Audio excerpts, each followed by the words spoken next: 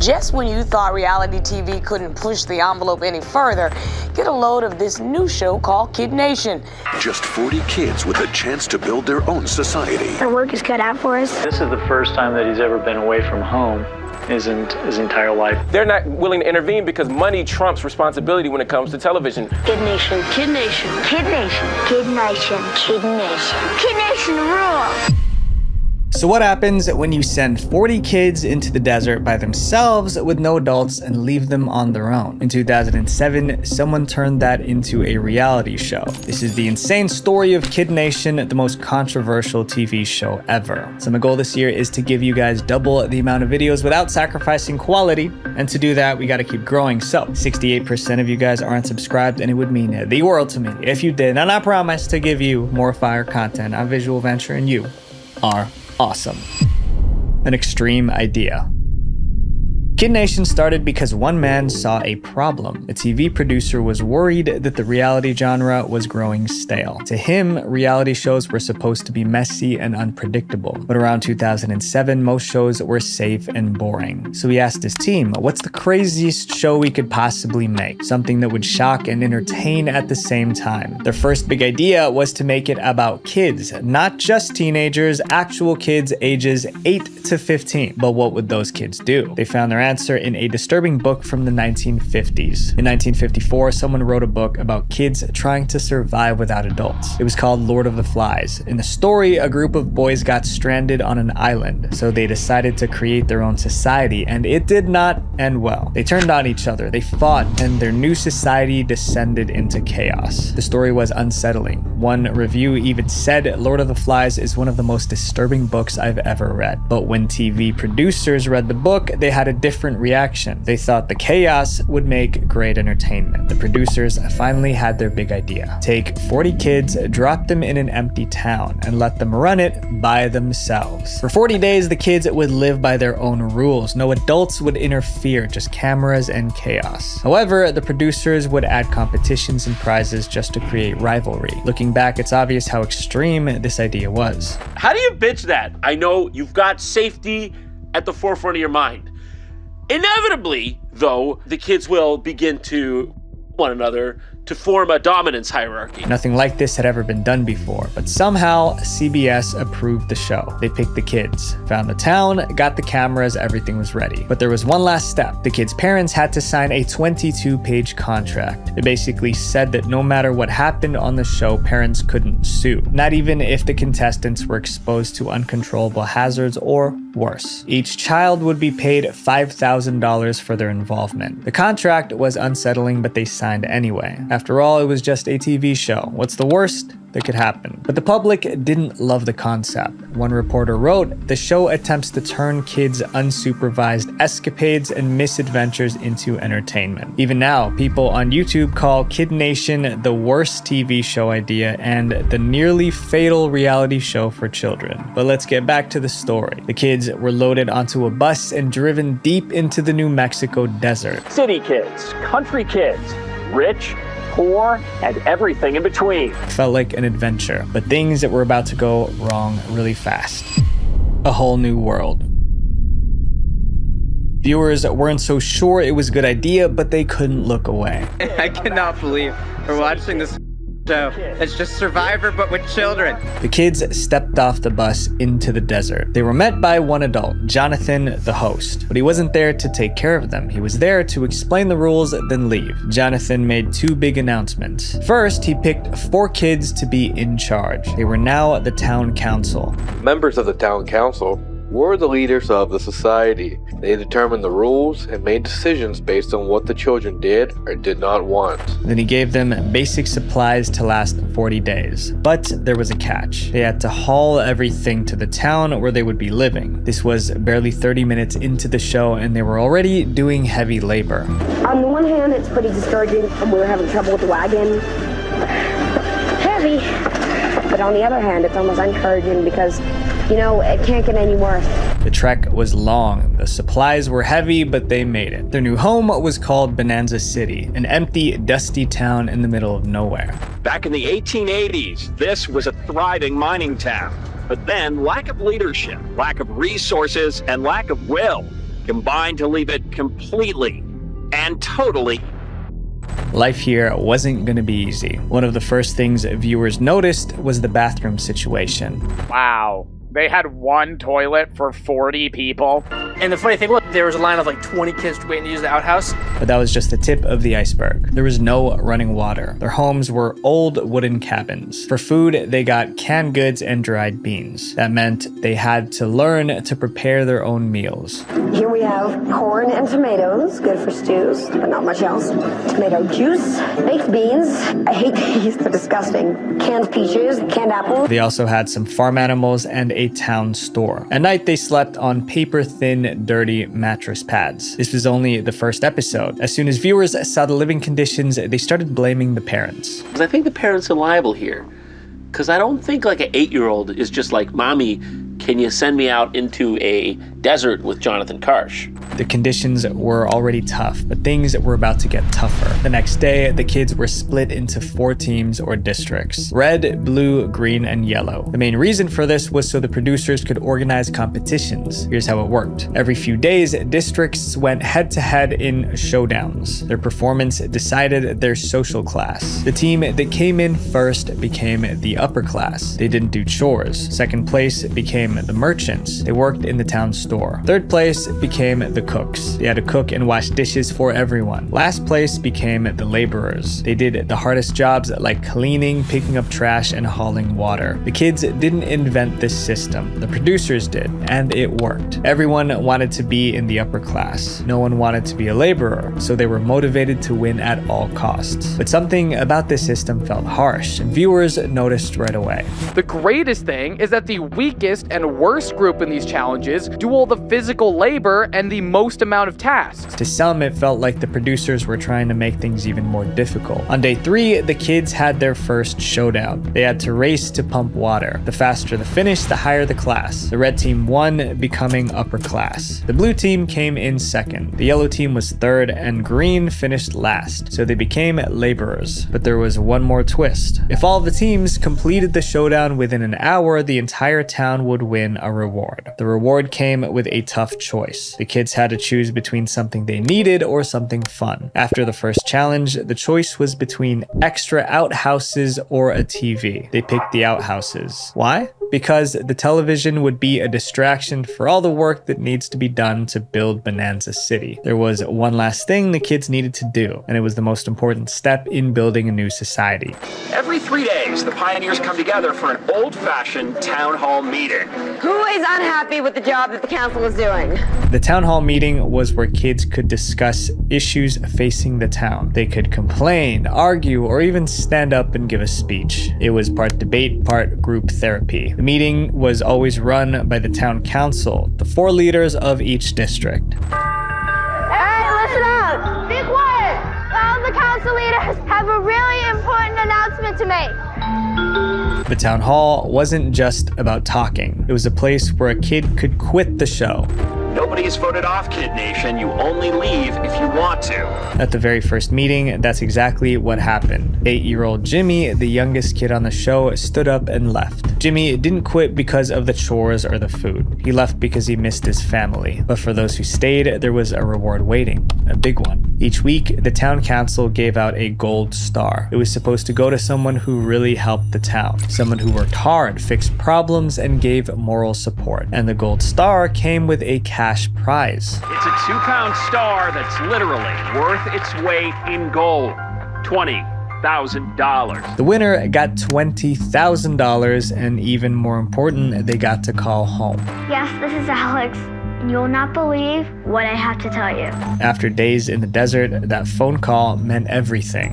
I just won a gold star and it's worth $20,000. Everyone wanted to win a gold star, so they worked harder. They were more helpful. They stayed strong. But not everyone cared about the money. Some just wanted to make it to the end, to make their parents proud. But the real problems were just starting. The chicken episode.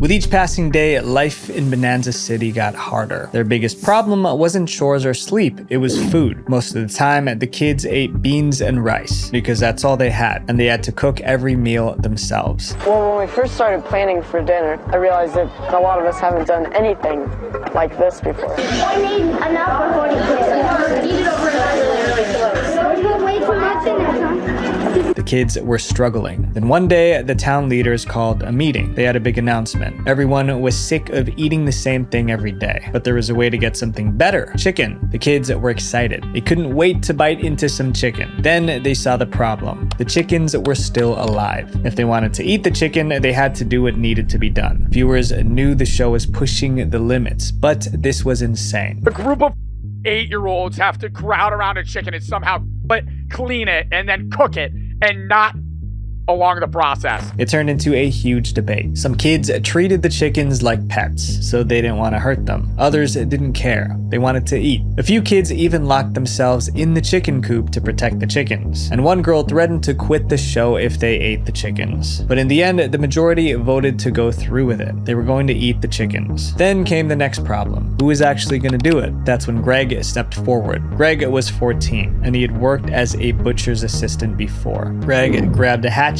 and did what needed to be done. It was unsettling. If anyone still thought this was a game show, this moment proved it was real, at least to the kids. The chicken debate was a major argument, but it wasn't the last, because the kids started turning on each other.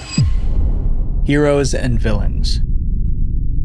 The kids in Bonanza City didn't really get along. For one thing, they came from different places. Each kid was different. Plus, they were tired and cranky, so it was no surprise when they started fighting. I find that really funny that you say you were nice to everybody on day one. You treat me like I'm not gonna treat you good. But the adults didn't try to calm things down. The cameras just recorded everything. They thought the drama and struggle made great TV. This became the most controversial part of the show. Some viewers thought it was cruel to record young people in these difficult situations. Was this not awkward to film? And you're just silently filming him cry? What are you, monsters? The class system made everything worse. The laborers had to do the hardest work. They felt like they were just servants. I'm a laborer now. This morning I got up at 6. I scrubbed toilets, I did laundry, and I hauled a big barrel of water. Meanwhile, the upper class didn't have to do any chores. They just sat around while others worked. The arguments kept getting worse and worse. Right now, the only people I respect are you on the Green District. If you all have my back, then I have your back. That's all that matters in this entire town. I'm going to be an individual thinker, thinking individually, thinking my own thoughts. I'll work with you guys, but I'm not going against what my own principles and values are. Soon, one kid became the center of the drama. Her name was Taylor. Taylor was only 10, but she was one of the most disliked people in Bonanza City. She was loud, she refused to do her chores, and she didn't care if others were mad about it. When people complained, she always gave the same answer: deal with it. If anybody has a problem with it, you're sorry, but you're gonna have to deal with it. Taylor quickly became the villain of the show. At least that's how it looked. But she wasn't the only one causing trouble. Even the town council created problems. The town council was supposed to lead the town, but some of their decisions only caused more fighting, like when they tried to combine everyone's beliefs into one religious service. And what we were thinking was to have just one religious service for everyone. And we would choose a couple people from different religions to come and speak. Not everyone liked that idea. Some kids didn't want to share their religion. Others didn't want a service at all. The argument split the town even more. And some viewers thought this showed how messed up the show really was. But this could be a great learning experience if there was a mature person to actually teach them about these types of situations. Even after the debate, the chaos continued. I don't see any food. No food. It looks like all our laundry and all our water is frozen in. I think the town definitely really needs some law and order because the people are just doing whatever they want, whenever they want. And when things got too hard, kids started quitting. Jimmy, the youngest kid, already left during the first town hall. Later, 2 more kids followed him, so 3 kids left Bonanza City before the show ended. Each time someone quit, the town grew smaller but stronger. The ones who stayed felt like survivors. Then, someone raised a red flag. A few weeks into filming, New Mexico officials got an anonymous complaint about the conditions at Kid Nation. Inspectors tried to visit the set, but they were turned away several times. Eventually, Eventually, the producers convinced the authorities to back off, so the show continued. The kids stayed in Bonanza City trying to build a town, but even as things fell apart, one thing never stopped: the showdowns. Every week, there was a new showdown, but some viewers didn't like these challenges at all. In episode 8, the showdown that they do is just an immature and idiotic idea from the... One of the worst challenges involved gum. The kids had to chew as much as they could in 1 hour. Then they used the chewed gum to color in a giant picture. Not only is it extremely unsanitary and unhealthy for everyone involved, but there are multiple kids here with braces. But not all challenges were this gross. One showdown was all about history. Teams were given pictures of US presidents. Then they had to line them up in the correct order. Other showdowns tested their strength. Kids had to crawl, climb, or carry something. And everyone wanted to win, because winning meant you were in the upper class, and losing meant you had to pick up trash and do the worst jobs. However, a new type of contest also happened on the show, and it turned Bonanza City upside down. Democracy or disaster. Remember, Bonanza City was run by the town council. There were 4 kids, 1 from each district. But there was a problem. The council was getting power hungry. Technically, we make the decisions whether they like it or not. They're just gonna have to deal with it. These council members weren't chosen by the kids. The producers picked them, but that was about to change. Most kids were sick of their leaders, so the host stepped in with a huge announcement. There would be real elections. If anyone wants to run against them, raise your hand. This was the kids' first taste of democracy. They had to campaign, they had to compete, they had to convince their friends to vote for them. The toughest battle took place in the Yellow District, because they didn't really like their leader, Taylor. Taylor was the same girl who told people to deal with it when they complained. Running against her was Zach. Zach was likable and hardworking. He was everything the kids wanted. The election got messy fast. Yellow District, will it be Zach or Taylor? Here we go. Kids took sides. The campaigns were loud. There were screaming matches. Then finally, it was election day. The kids lined up. One by one, they cast their votes. The leader of the blue and green districts kept their seats. The red district voted for a new leader. But all eyes were on the yellow district. Taylor versus Zach, the one everyone was waiting for. The votes were counted. Zach won and Taylor was out. Zach jumped up and yelled, Taylor tried to stay calm, but she wasn't happy. It's gonna be real hard for me tonight to get used to sitting on the low benches compared to the council set up on the high podium. The kids were learning how to vote, how to lead, and how to build something. But the show was coming to an end. The show lasted 6 weeks. On the final day, the parents arrived in Bonanza City. The kids ran to meet them. It was emotional. Some kids gave their parents tours of the town. They showed off their cabins and even the chickens they prepared. This chicken feet from the chickens we chopped up. Then it was time for the final town meeting. Jonathan, the host, gave the last announcement.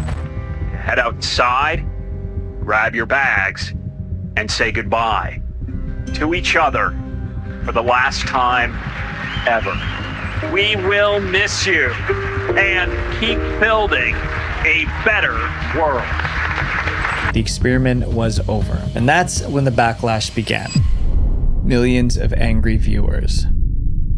Kid Nation aired in September 2007. CBS thought they had a hit. The ads made it look really exciting. But once they hit TV screens, everything fell apart. Viewers weren't impressed. They were horrified. For starters, many parents hated the concept of the show. Being a young single mother like myself, I wouldn't feel safe sending my 8-year-old child away alone by themselves. One review said, this has to be the work of an escaped mental asylum patient, right? Who funded this? Child psychologists also slammed the show.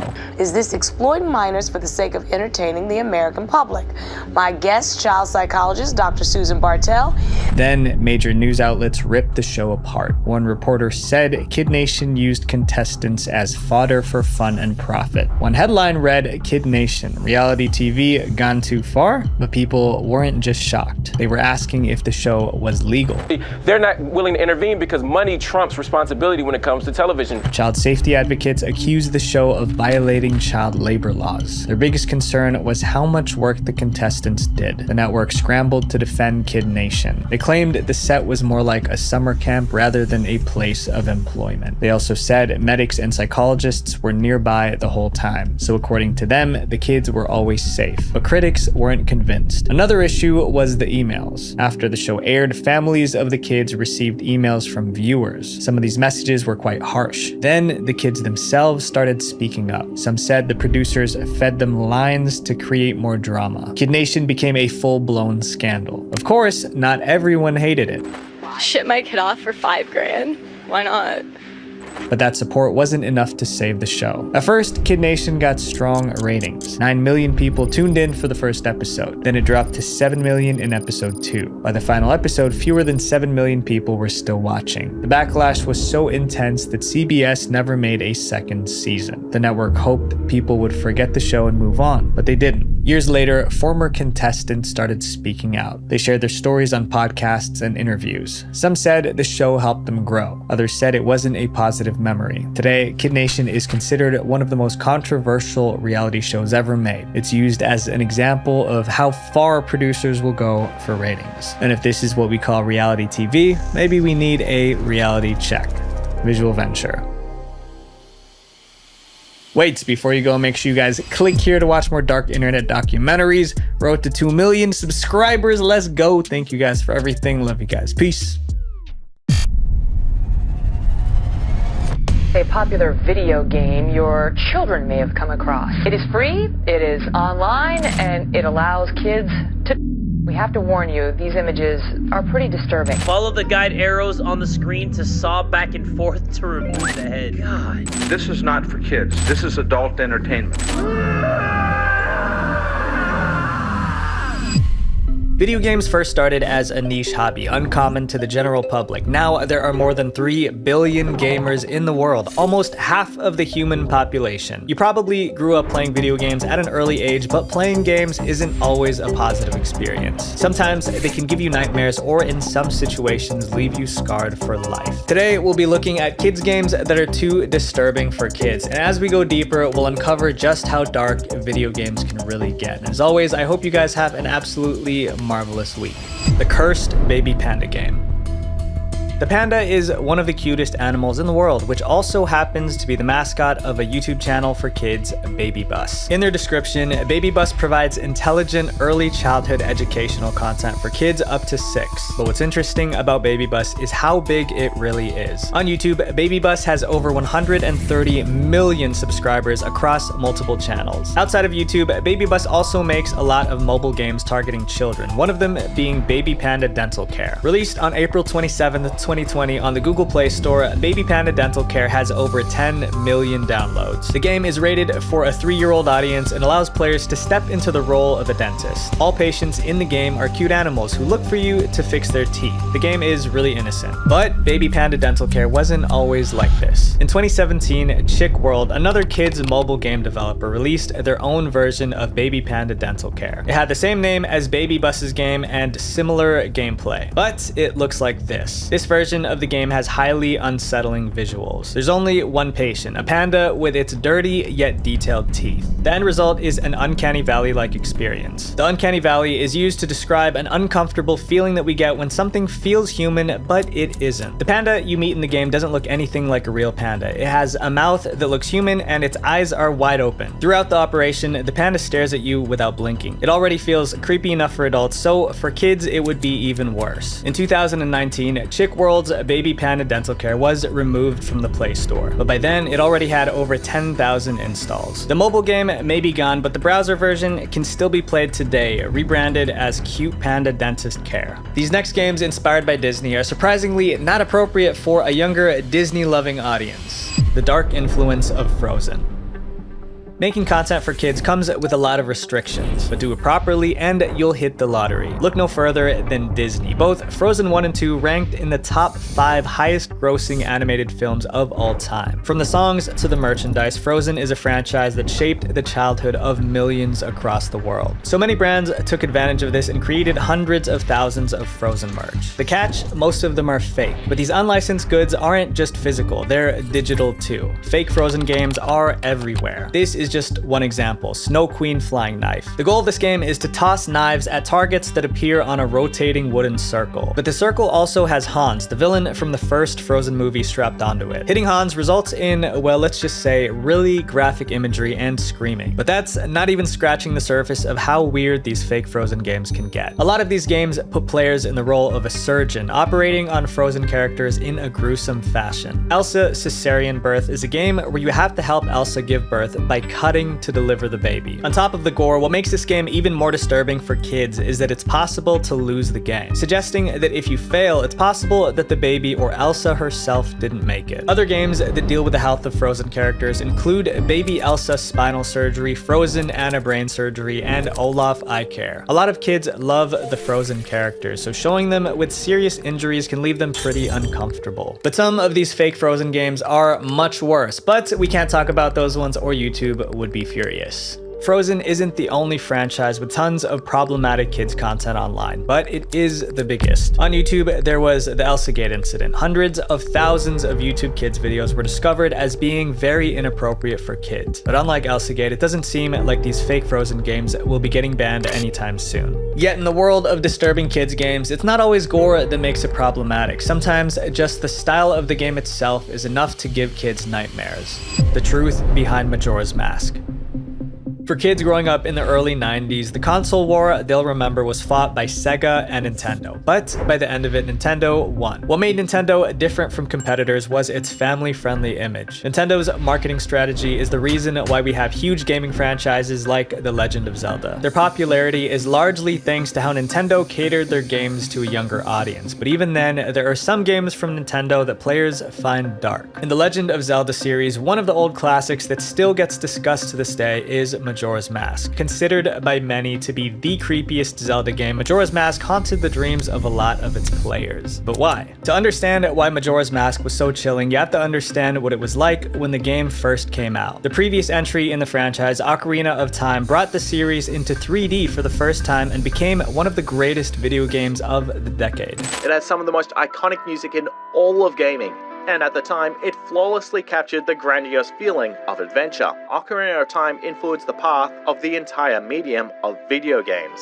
To follow up on this historic achievement, Eiji Aonuma, the lead designer of the Zelda games, was given an impossible task. He had to develop the sequel to Ocarina of Time within a year. The stress of this deadline gave him nightmares. According to an interview, it was these nightmares that inspired the dark elements of Majora's Mask. And on April 27, 2000, the game was finally released for the Nintendo 64. So from Link being a triumphant hero in Ocarina of Time, how does Majora's Mask kick things off? With Link getting robbed and being transformed into a plant-like creature. Right off the bat, the game has a pretty grim tone, and to make matters worse, there is a time limit that plays an important role in the game. It deals with some pretty dark stuff, especially at its time of release and for a Zelda game. I mean, you have 3 days to save Termina, or everyone gets crushed by a moon that's inching ever closer by the second. For a lot of kids who didn't know what they were doing, they were greeted by this bad ending of the moon destroying everything. The moon itself is the stuff of nightmares, with an evil face always looking down at the player. The game's depressing atmosphere is thanks to the fact that its world is ending in 3 days. Some characters in Majora's Mask either live in denial or in complete hopelessness. For example, the swordsman at the school says he's not scared of the falling moon and thinks he can cut it into pieces. But in the final 6 hours before the moon falls, if you go to the school, the swordsman barricades himself in a hidden room curled up crying, terrified of what's to come. If you beat the game by saving the world, no matter what you do, there is no happy ending. In the end credits, most of the residents of Termina are celebrating, except the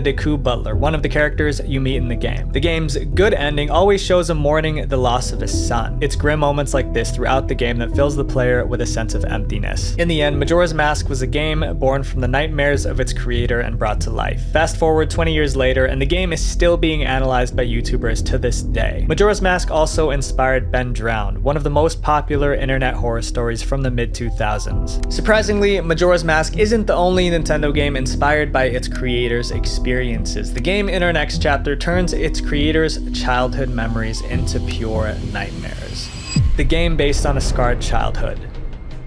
While Majora's Mask explores a darker, more mystical world, let's shift gears to something more grounded in reality. This video sponsor, War Thunder. War Thunder is a vehicle combat MMO game with more than 2,500 tanks, planes, helicopters, and ships to choose from. These vehicles are legit very realistic. The game has beautiful graphics and sound effects to immerse you in the experience. So when I was a kid, I wanted to become a fighter pilot and spent hours researching fighter jets. I can tell you that War Thunder pays attention to detail. They have a sophisticated vehicle damage model with every vehicle broken down into its specific parts like the engine and fuel tank. And the craziest part to me is the damage X-ray. When you get hit, vehicles suffer damage to their components and the crew inside. Play War Thunder for free on PC, PlayStation, or Xbox now by using my link in the pinned comment or description. New and returning players that haven't played in 6 months get a massive bonus pack. That includes premium vehicles, the Eagle of Valor, 100,000 Silver Lions, and 7 days of premium account. To celebrate the new year 2024, all players can, until the end of January, also claim 3 exclusive Gaijin snail decals to decorate your vehicles. While The Legend of Zelda is a household name at this point, Earthbound doesn't exactly have the same recognition. Released on June 5th, 1995, Earthbound, a traditional Japanese role-playing game, was brought to the Super Nintendo. In Earthbound, you control 4 kids who go on an adventure to save the world. The game looks innocent enough with its colorful environments and quirky humor, but it also has dark moments.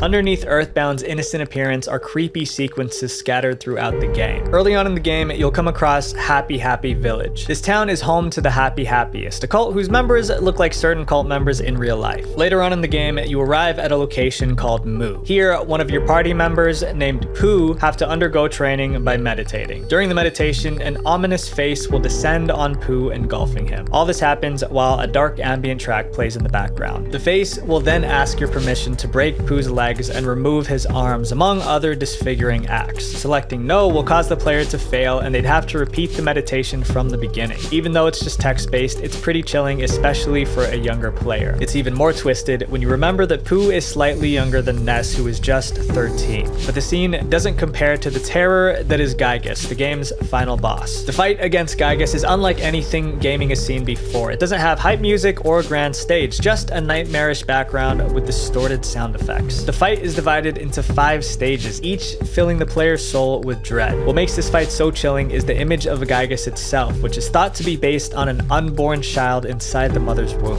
While this theory is later proven to be false, what a lot of Earthbound players didn't know is that the game is based on a childhood experience that scarred its creator, Shigesato Itoi. When he was a child, Itoi went to a movie to catch a flick with some friends, when unfortunately he walked into the wrong theater. He mistook this one love scene between 2 characters to be a romantic one, but in reality it was, well, something not so consensual and advertiser friendly, if you know what I mean. This moment changed Itoi forever. Later on, as an adult, Itoi drew on the loss of his innocence as inspiration for making Earthbound. While the game is remembered today as a cult classic, it didn't change the fact that it was a deeply disturbing game for kids. And for the developers in our next chapter, their goal isn't to express themselves artistically. Sometimes the goal is to spread propaganda even at the expense of kids.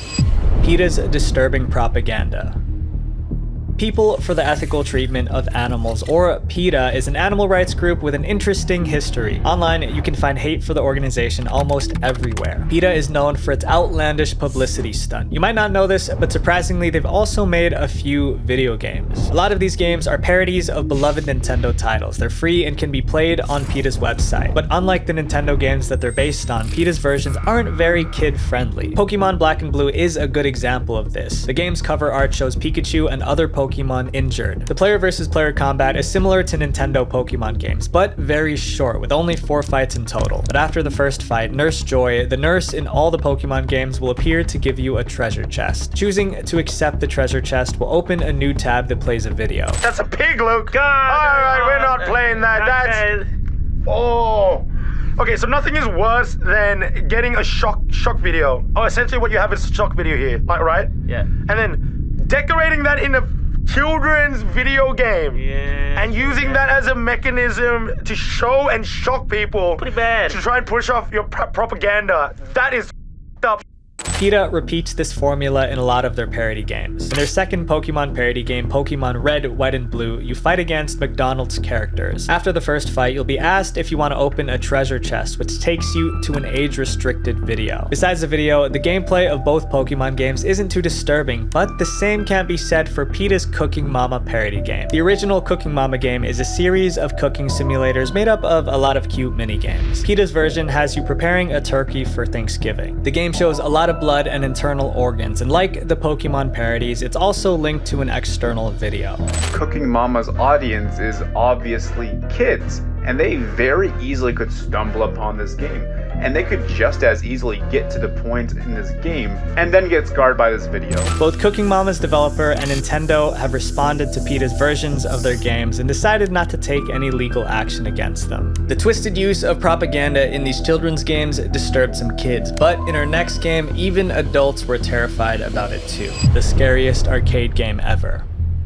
Going to the arcade is usually a fun experience for the whole family. With all kinds of genres, there's always a game for everyone. Well, most of the time. Unlike our previous entries, which relied on gore or a creepy atmosphere, this arcade game has gained a legendary reputation for the pure, unfiltered terror it creates. Sinistar. A game many of you might not have even heard of, yet it still managed to scare the life out of countless children and even adults back in the day. Created by Williams Electronics in 1983, Sinistar is a game where you pilot a spaceship from a bird's eye view. It was revolutionary for being the first sit-down arcade game to have stereo sound. The immersive audio gave it the feeling of sitting inside a cockpit, and thanks to this new technology at the time, arcade goers were blown away by the experience. At first, there's nothing scary about the game at all. You control your ship with a joystick, firing your laser at things while trying not to get hit. But as you keep playing, you'll hear something. Before I can see the monster, I can hear him, in what must be the most frightening introduction of any character in gaming history. Just the mere thought of this voice would give me a quiver in my liver, and I would not be able to sleep for days. Beware, coward. Run, coward.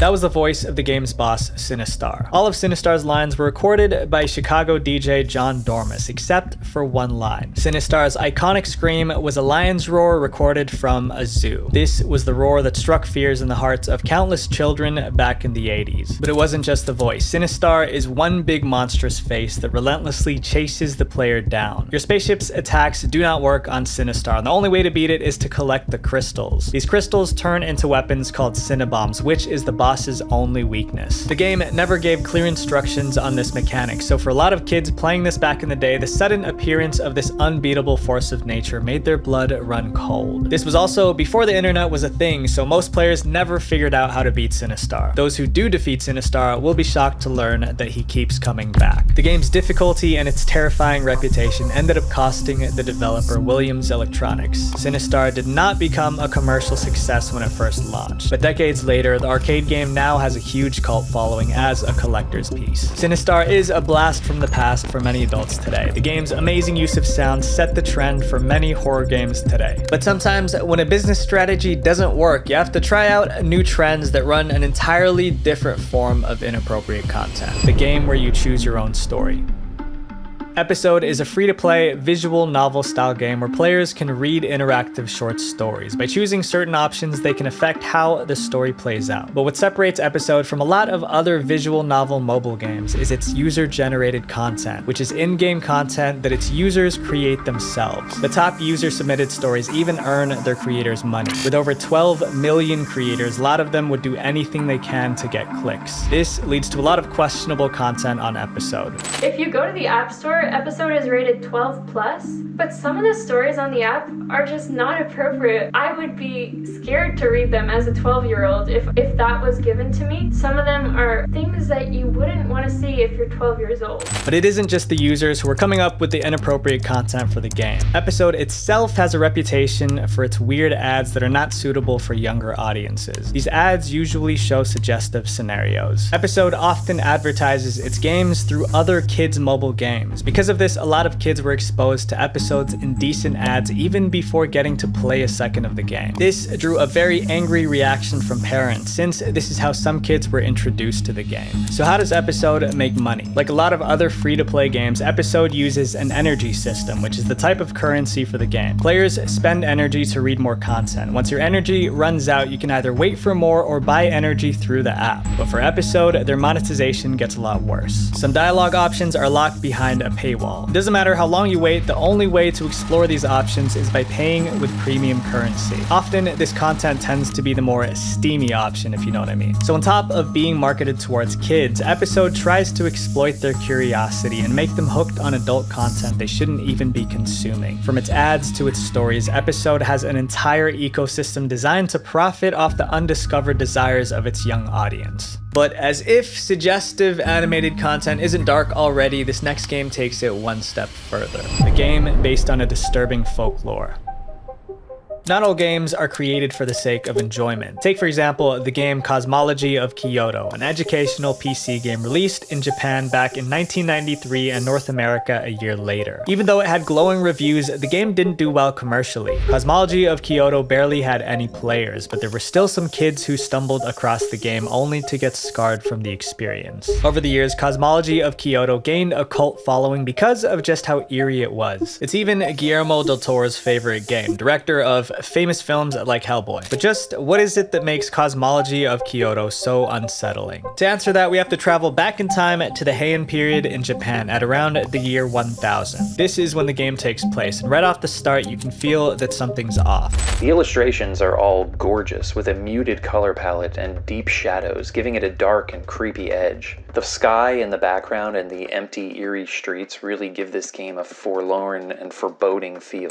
Cosmology of Kyoto doesn't have a clear goal. You can go anywhere you want around the ancient capital of Kyoto, meeting various people and even demons. Depending on how you act in these scenes, your karma will change. It determines which Buddhist hell your character is sent to when you're defeated. This is what terrified kids who played the game back in the day. Most of these hell scenes show your character being tortured by monsters, and depending on which hell you end up in, the scenes can be stomach-turning. Once you leave hell, your character will reincarnate into a different person. Sometimes you'd even reincarnate as a dog. Unfortunately, there's a lot of encounters in the game that can send your character to hell, but if that wasn't inappropriate enough, there's gameplay showing characters exposed. But even with its gruesome imagery, Cosmology of Kyoto can be educational. Every single person you meet in the game is based on real-life accounts or folklore, and you can read up on these details through the game's reference menu. It's like having an encyclopedia of ancient Kyoto and Japanese history and folklore at your fingertips. Violence and indecent content are captured through Cosmology of Kyoto's unique art style. Others like taking a more real-life approach to video games, making them feel uncanny.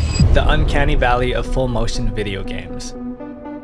1993 was the year that changed video games forever. Games were starting to become more mainstream, and the public was getting worried. Controversial games like Mortal Kombat caused the US Senate to create the ESRB, which is in charge of age-rating games. But Mortal Kombat's violence wasn't the only thing the politicians debated about back then. Another title that was brought up in the congressional hearings was Night Trap. The second game is Night Trap, which is a game set in a sorority house. The object is to keep hooded men from the young woman from a hook. Night Trap is an FMV game, which is short for full motion video game. The game's graphics uses real-life footage of actors, making it an interactive movie of sorts. Because of how realistic the game looked, a lot of people were concerned that the violence that happened on screen was too much for kids. But looking back, the only realistic thing about Night Trap was the fact that it used real people. The game's acting is poor and it was designed to be exaggerated. Most players didn't take it seriously. Night Trap, the most infamous FMV game of all, which had terrible story, acting, sets, lighting, costumes, special effects, and boring gameplay. But that didn't stop politicians from using Night Trap as fuel to criticize video games. The game was hardly the most problematic FMV title at the time. Instead, there was another FMV game that flew under the politicians' radar. A game so dark it got banned in multiple countries. That game is Phantasmagoria. Released on August 24th, 1995 for the PC, the game puts players in the shoes of a writer who has to survive inside a mysterious mansion. Unlike Night Trap, Phantasmagoria's acting was far more realistic. It's a horror game with multiple bad endings. Not only were there a lot of brutal scenes in the game, but there was even one that involved a non-consensual act. Even though the game is completely unsuitable for kids, that didn't stop many of them from playing it. The game's creator, Roberta Williams, felt that Phantasmagoria was unfairly targeted by the media. According to her, it's because at the time, many people thought of computer games as children's entertainment. The game ended up haunting the dreams of a lot of kids. Phantasmagoria was so controversial that multiple organizations called for a boycott of the game. But even after all that, the game was a commercial success. Of course, the controversy worked its magic, and the game went on to sell over 1 million copies. Reading controversy is something the games in our next chapter do very well. But unlike Phantasmagoria, these games weren't made to make money. They were made to offend as many people as possible, even the victims of real-life tragedies. Newgrounds' darkest games. On December 31st, 2020, Adobe Flash Player, which was a program used for many online games, was officially discontinued. Unless your page had certain features, that meant you couldn't play Flash games anymore. But with the end of Flash came one game that took the world by storm: Friday Night Funkin'. In 2021, Friday Night Funkin' went viral as a rhythm game with an art style inspired by many Flash games that came before it. It was everywhere: YouTube, TikTok, mod pages, bootleg merch, Roblox, in-class talent shows. At a time when people were stuck in lockdown, Friday Night Funkin's early 2000s aesthetics reminded players of the good old days. It unleashed new life into Newgrounds, the biggest community of Flash animations and games. This helped the new generation of young gamers rediscover an old part of internet culture, including its darker sides. You see, one character in Friday Night Funkin' is Pico. What a lot of players don't realize is that Pico is originally from a different game called Pico's School. Developed by Tom Fulp, the founder of Newgrounds himself, Pico's School was released way back in 1999. You play as Pico, a survivor of a school tragedy. The goal of the game is to defeat the perpetrators behind the tragedy and save the school. It's also based on a real-life incident that happened that same year in 1999. But even then, Pico's School is only the tip of the iceberg compared to some of Newgrounds' darkest titles. There were several other Flash games on the site that were also inspired by real-life tragedies. Unlike Pico's School, games like VTech Rampage put you in the shoes of the perpetrator. To beat these games, the players had to commit atrocities similar to what happened in real life. Worst of all, they even featured characters who shared the same identity as the victims in real life. When asked why these games were made, the creator who made both of them said, "Because it's funny." Making so many angry has won me enough points for the rest of my life. These games stirred up a storm of controversy that family members of the victims even responded. It's absolutely disgusting that somebody thinks this is funny. And we're all suffering. All the families are suffering. Because Newgrounds values the artistic freedom of its creators, a lot of these games can still be played on the site today. Whether or not you agree with it, Newgrounds can be seen as a kind of time capsule, preserving both the good and bad sides of the internet. And for a lot of kids in the early 2000s, it was their childhood, even if some ended up getting scarred from it. This was also the case for our next game, a real-life horror game. What happens if the video game you're playing isn't just a game anymore? What if you yourself become a character in a video game? These were the questions thousands of kids came face to face back in 2008 in the browser game Hotel 626. Back then, rumors spread online of a creepy browser game that you could only play between 6 p.m. to 6 a.m., forcing you to play it at night. Hence the name Hotel 626. If you head to hotel626.com, you'll be brought to a page where you have to type in your personal details. In order to play the game, you even had to turn on your webcam and microphone. Once you type everything in, the game starts. Hotel 626 was an FMV browser game, so the graphics used real-life footage. The game gives you a series of tasks, with each one being more extreme than the last. One of them even needs you to use your microphone to sing a lullaby to a baby. If you fail, you'll get jump scared. But it's the fourth task that completely paralyzed players in fear. What you see next is hanging Polaroids of faces from other players. At the start of the game, when you click agree to using your webcam, your picture is taken without your knowledge, and you are now on one of these Polaroids. You have to quickly look through rows of faces until you see yourself and click on it. So after seeing your own photo taken without you even knowing, how could it possibly get worse? Unfortunately, the answer to that question comes when your phone in real life starts to ring. And when you pick it up, this is what you'll hear.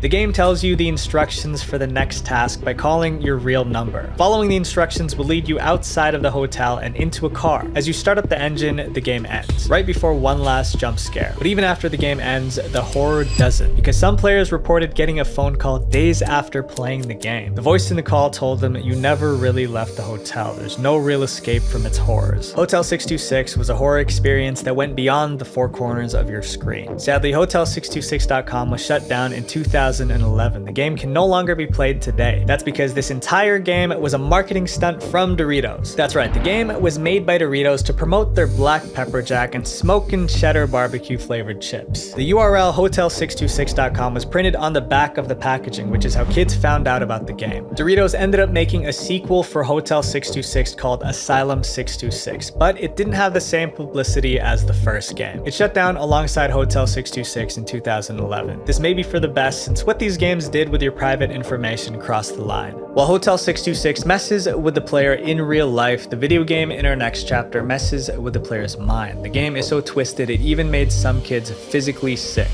The dangers of dark Roblox games.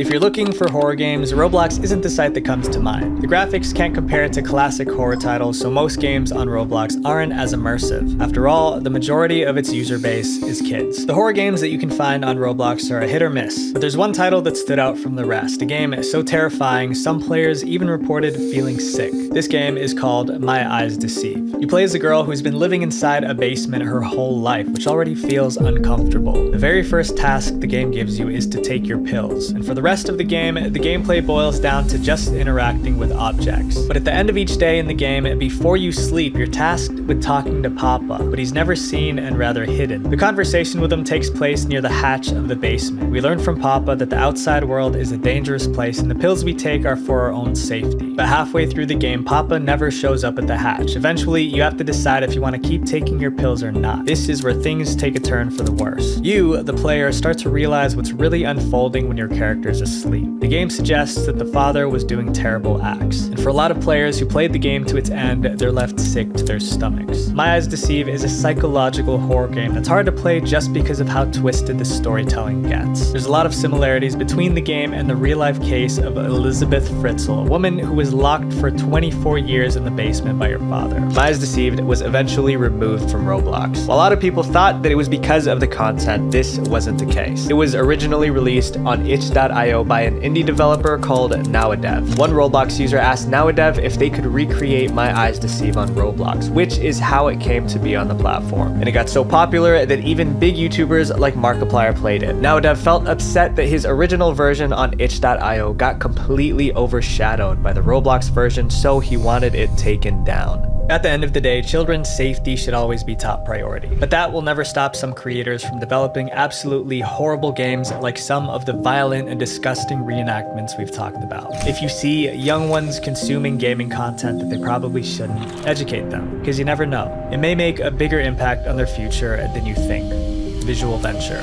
Thank you to War Thunder for sponsoring this video. Play it for free on PC, PlayStation, or Xbox now by using my link below. New and returning players that haven't played in 6 months get a massive bonus pack, including premium vehicles. And until the end of January, all players can get 3 exclusive Gaijin snail decals.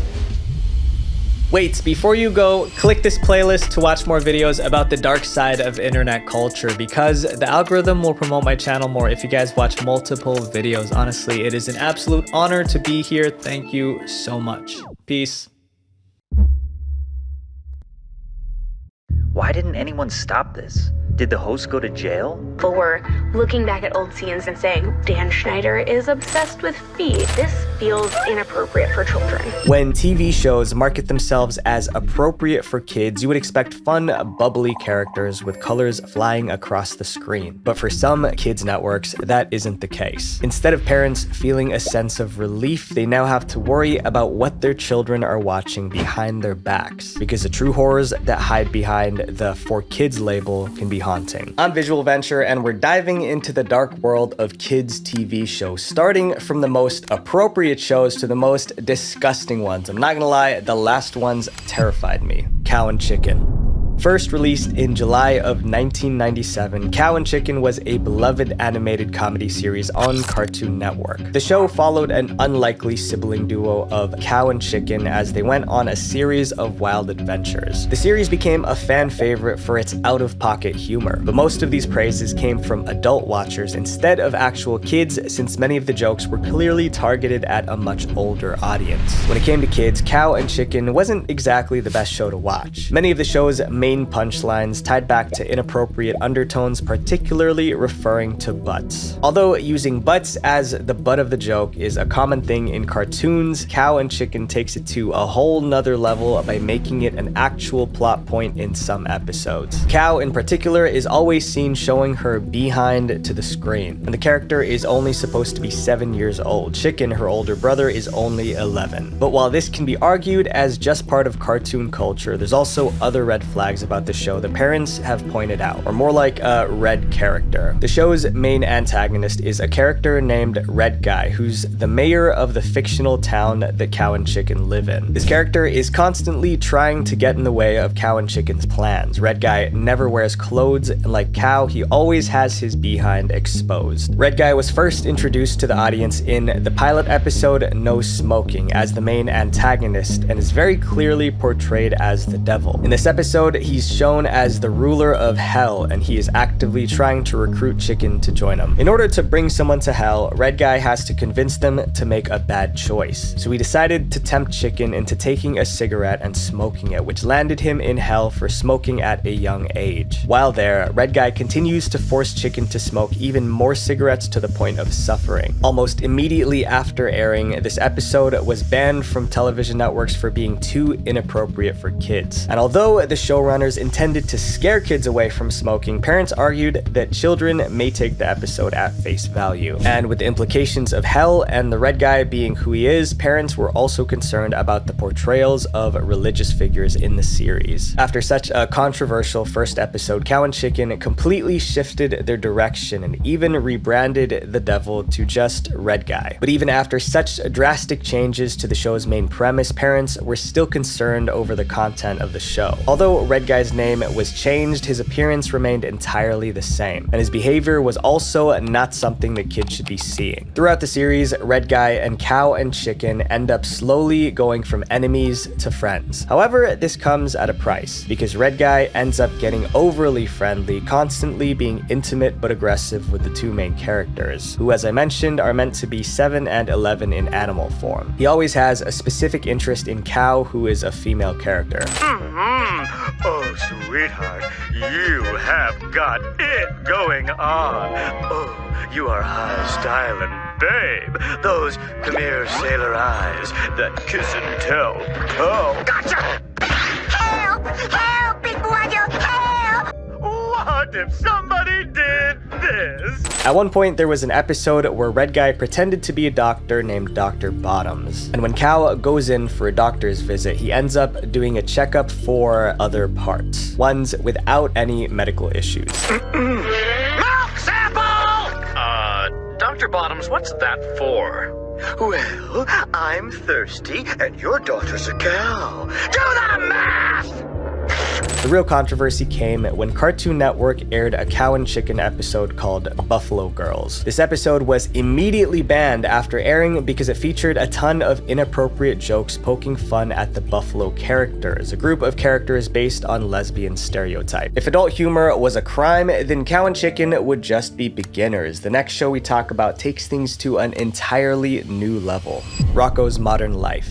There are a few kids shows that compare to the amount of innuendos that Rocko's Modern Life has. This American animated series follows the lives of an Australian wallaby named Rocko and his group of eccentric friends. The show first aired on Nickelodeon on September 18th, 1993 and ran for 3 years until November 1996. Despite being a kids show, Rocko's has gained a cult following for its adult humor. In almost every episode, an inappropriate topic is being referenced, whether as a joke or right out in the open. Like this scene where Rocko is working at a risque phone hotline. Oh baby, oh baby, oh baby. Rocko? Mrs. Bighead? Or this one scene where Rocko and Heifer Wolf visit a no-tell motel together. And judging by the hotel clerk's words, there's clearly a picture that they're trying to paint here. Ones the kids should not be seeing. Won't have room for another 20 minutes. You wait? Oh, we have premature departure. You can have room now. How long you want? Just till tomorrow. All night? Okay.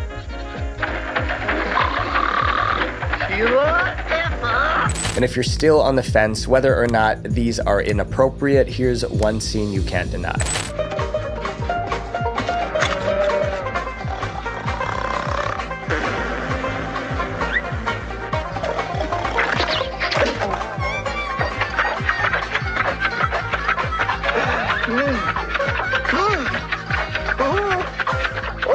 Aside from the clear intimacy signs, Rocko's Modern Life also has more than just one-off scenes that are inappropriate for kids. There's one episode in the series where Rocko has to go visit the doctor's office for a cough. In this episode, there were multiple moments with creepy implications. For starters, the name of the doctor is Dr. Bendova, which if you couldn't tell already is a play on words. The doctor examines Rocko's ear to find a naked statue inside of it, and to help cure him, Dr. Bendova prescribes a medication that ends up making Rocko feel more ill, hallucinating even. The shocker though is that the audience soon finds out that Dr. Bendova wasn't even a real doctor at all. He was revealed to be a mental patient, meaning that Rocko essentially took unprescribed medication. While Rocko's Modern Life may be riddled with these types of messages, this next show is just straight up graphic. Before we talk about this insane show, I want to thank this video's sponsor, War Thunder. War Thunder is a vehicle combat MMO game featuring over 2,500 tanks,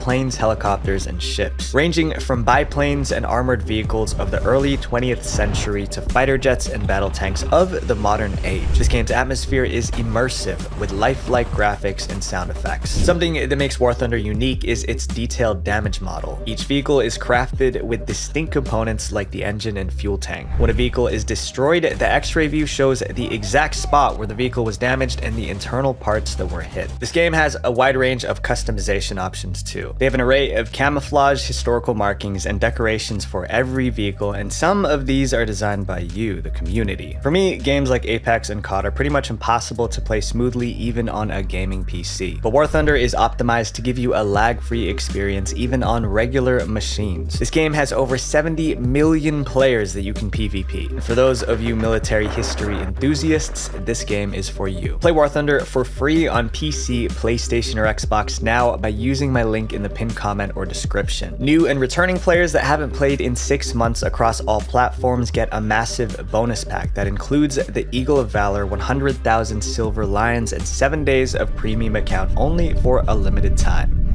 The Ren and Stimpy Show.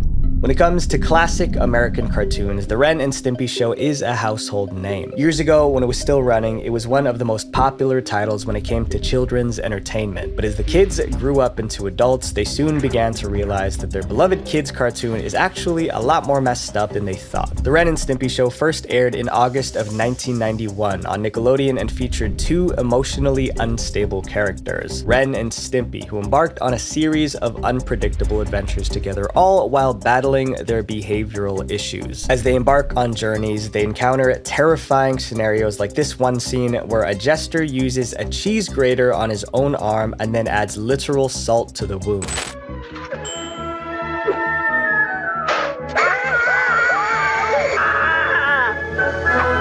This is just the tip of the iceberg. Not only are some episodes highly graphic, but there are also jump scares throughout the series. The main characters are also absolutely deranged, as seen through their behavior in the show. And some of the actions they do are so disturbing that people have said it still bothers them to this day, years after. The most notable example of this is a scene where Ren takes pliers and pulls out all of his teeth, including the nerve endings attached to them. Even as an adult, watching back the scene is still unnerving, pun intended. It seems like time and time again, the characters on the show seem to put themselves in situations that end up getting them hurt. Naturally, the Ren and Stimpy show also provided their intimate content to children. Some fans of the show have defended it, saying that it was never meant to be a kid's show. But regardless of whether it was meant to be for kids or not, many children did end up watching it. But while Ren and Stimpy seem to rain havoc on themselves, other animated characters act out by doing unspeakable things to others. Invader Zim.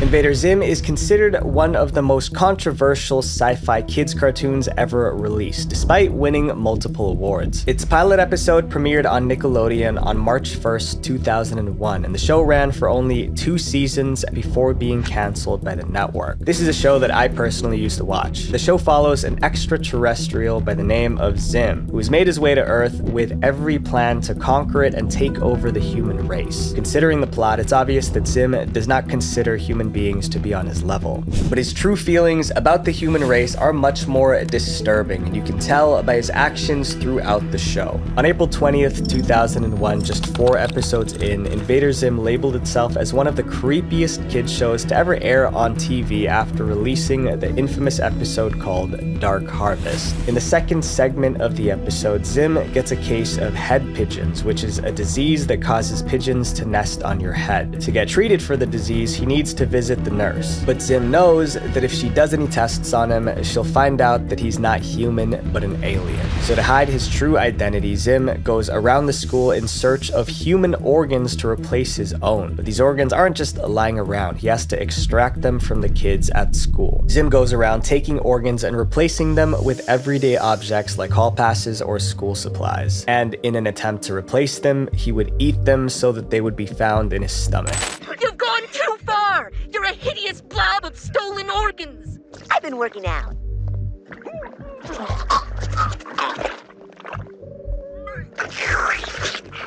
In another episode called Bestest Friend, Zim quite literally takes a machine and uses it to pluck out the eyes of another student so that he can replace them with mechanical ones. The show also uses real-world incidents as plot lines, like in an episode called Plague of the Babies, where a bunch of baby-like beings were being mass abducted. So far, we focused on cartoons, but with live-action shows, real kids are the ones suffering the consequences. Live-action Nickelodeon shows.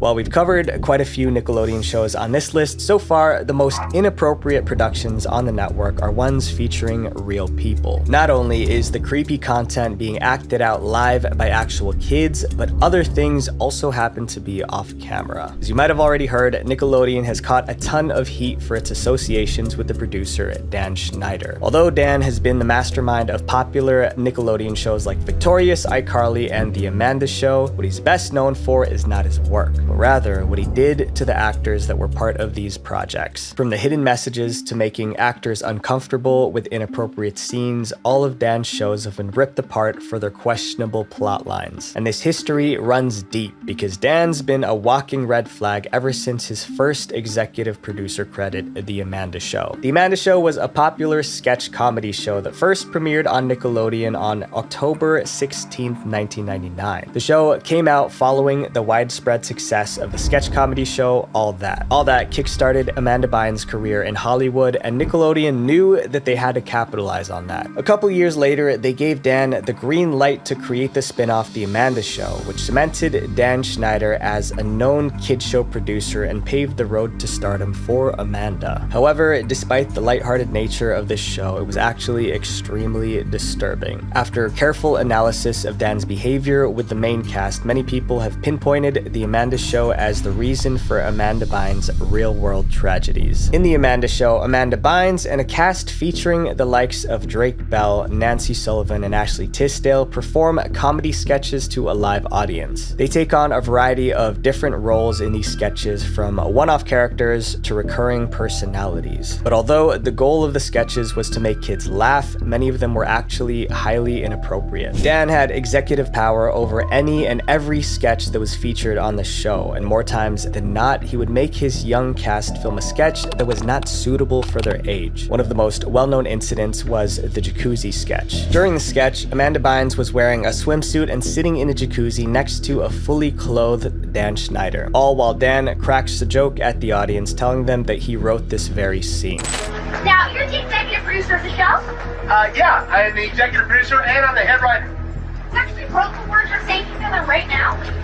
Yes, I actually wrote this whole conversation that we're having right now. At the time, most people didn't even think twice about this scene, but now, looking back, it was a sign that Dan had other motivations. Dan purposely reminded the audience that he had full control over the show, meaning that he could make the actors do anything he wanted and they could not refuse. And all of these questionable sketches became more disturbing after learning that convicted criminals were actually on the set of the show. These staff members were given roles that put them near the cast. One of the cast members, Brandy, revealed that a staff member sent her a disgusting picture via email, which she ended up reporting to the police. Brandy was also immediately pulled from the show. Another suspicious plotline in The Amanda Show involved a recurring character that Amanda played called Penelope Taint. Recently, the Quiet on Set docuseries revealed that the last name Taint refers to a body part within the lower region. But hiding these themes in sketches was not a new thing for Dan. Ever since his time as a producer on the 90s comedy show All That, Dan's shown that he's no stranger to offensive jokes, ones at the expense of his own cast. Brian Christopher Herney was a child actor and part of the main cast for All That's 7th and 8th seasons. Despite being a main cast member, Brian rarely got sketches that appealed to him. In fact, he usually got the worst kind. Brian revealed in the Quiet on Set documentary that he was often forced to play characters that portray black stereotypes. In one particular sketch, Brian was asked to play a kid who was selling cookies, but of course the producers asked him to play it like he was selling drugs. And possibly the most infamous allegation about Dan is that he's into feet, which has made itself known through all of his producer credits. In every show Dan has been a part of, he has placed scenes involving child actors showing their bare feet or even doing weirder things with them. In some of his most popular shows, Dan's had more than just a few scenes where the plot revolves around feet. For example, in season 1, episode 12 of Victorious, everyone at Hollywood Arts High School is obsessing over Trina's soft feet. There's a scene where she's standing in the hallway with her bare feet out while classmates form a circle around her to touch her feet. The episode then progresses with feet being a central plot line. Everyone is envious of Trina and her soft feet, so she shares her secret, puka fish, which eat at the dead skin of her feet. In this episode, multiple actors had their bare feet out, and this is just one of the many instances on Victorious where the stars have had to show their feet on camera. Not to mention that iCarly and Salmon Cat also had similar themes. But undoubtedly, the creepiest scene on Nickelodeon involving feet is this clip of Ariana Grande. This video recently resurfaced and went viral after the Quiet on Set documentary dropped because it's one of the biggest red flags that we failed to notice when Dan was a top dog in the industry. This video was produced for theslap.com, a website designed for fans of the show Victorious. It imitates the social media platform seen on the show. Cast members would upload short video diaries there to give the site an authentic feel to keep fans engaged. Ariana Grande was no exception, but unlike some of her other cast members, her videos always seemed to be the most disturbing because it seemed like she was being made to do things that could be interpreted in dirtier ways. Have you ever tried to get your whole big toe in your mouth? Check this out! Not only is it odd for kids to be watching Ariana shove her foot in her mouth, but the video is also filmed in a very specific way. There are multiple jump cuts of Ariana from different angles while making certain expressions. And this wasn't the only time that Ariana was forced to create content like this. And when you see the rest, you might even think that that video was nothing. Sometimes I wonder if you can get juice from a potato. That clip was actually posted on theslap.com, and it's pretty obvious what that potato was meant to symbolize. But there's more. Ariana's character, Kat, constantly posted these types of vlogs on theslap.com. While they didn't usually air on TV, there were thousands and thousands of kids visiting the site every day because they were huge fans of Victorious. But instead of seeing appropriate content, they were seeing content like Ariana trying to drink water upside down. Is it possible for a teenage girl to drink water upside down? And these are just a few of the countless examples, with Dan having been a part of almost all of the most popular kids shows from the last 20 to 30 years. It's almost impossible for a kid to have not seen some of his work. But while Dan may have pulled the strings behind the scenes, some are openly disturbing while the cameras are rolling, just like Mom. Just Like Mom was the go-to entertainment for kids and families in suburban Canada in the 1980s. This game show, hosted by Fergie Ulver, featured kids and their mothers as they tried to match each other's answers to a series of questions. The show aired on CTV from 1980 to 1985 with a total of 595 episodes. The first round of the show started with Fergie interviewing the kids, asking them questions about their mom and seeing just how much they knew about her. But things got concerning because Fergie would get a little too up close and personal with the contestants, and not just through the questions. Can I have a hug and a kiss? I can't have one? Even if I say and whisper in your ear that Allison, you're gonna win the show? Fergie would go as far as to straight up kiss contestants while they were answering questions, all without asking for permission from them or their parents. It even got to the point where Fergie openly admitted his desire to marry one of his contestants. Meanwhile, his wife was co-hosting the show and said nothing about it. Fergie did this to almost every contestant that went on his show. Their mothers were on set too, since they had to participate in the second round, but few could do anything with all the cameras on them. Unfortunately, Fergie had made this the new norm for Just Like Mom. No one in the audience, staff, or even his own wife seemed to question what he was doing, so nothing much was done. And the show kept running, although Fergie eventually stepped down. Fortunately, things changed dramatically after he was no longer the host, and it doesn't seem like any action was taken against him. But Fergie, my friends, is still far from the worst. That honor goes to Ron William Brown, the most revolting child show host ever. Joy Junction. Joy Junction was a Christian-themed game show featuring a ventriloquist named Ron Brown and his puppet Marty. The show had kid contestants participate in a series of challenges, do a wide variety of different religious activities, and learn lessons from the Bible. Joy Junction aired on TBN in the mid-1980s. But don't let the name fool you, because there was nothing joyful about the show. In fact, it was much more sinister than anyone could have ever imagined. At first glance, the only creepy thing about the show may have just been the creepy design of the puppet, but if you take a closer look at how Ron interacted with the kids, you might find it a little more unsettling. Ron would host weekly gatherings with the younger cast members at his trailer park home. These were his so-called pizza parties, and while this was already weird, no parent suspected that Ron, a religious host of a Christian game show, would be up to anything wrong. How it all started was all of a sudden there was boys found at his house. When Ron was caught, he was quick on his feet. He said that these clothes were actually for his puppet Marty, and since Ron was loved by many of the members of his Christian community, they took his word for it, assuming it was the truth. But that was their mistake. Over time, it started getting harder and harder to deny that Ron may not be the person that everyone thought he was. So his home was searched by the police, and they found incriminating evidence of exactly what Ron had planned to do with some of the cast members, and it involved cooking and eating them. Fortunately, they were able to lock him up before he could carry out any of those plans, and he was sentenced to 20 years in prison. Let these shows be a reminder that things aren't always what they seem, and if you take a closer look, you might find that the truth is darker than you think. My friends, protect the young ones in your life, and always question what lies beneath the surface. Visual Venture. Thanks a ton to War Thunder. Play it for free on PC, PlayStation, or Xbox now by using my link below. New and returning players that haven't played in 6 months across all platforms will get a massive bonus pack. Wait, before you go, click subscribe here and then click this playlist to watch more dark internet documentaries, because our goal is 700,000 subscribers by the end of 2024. Thank you guys for everything. Peace.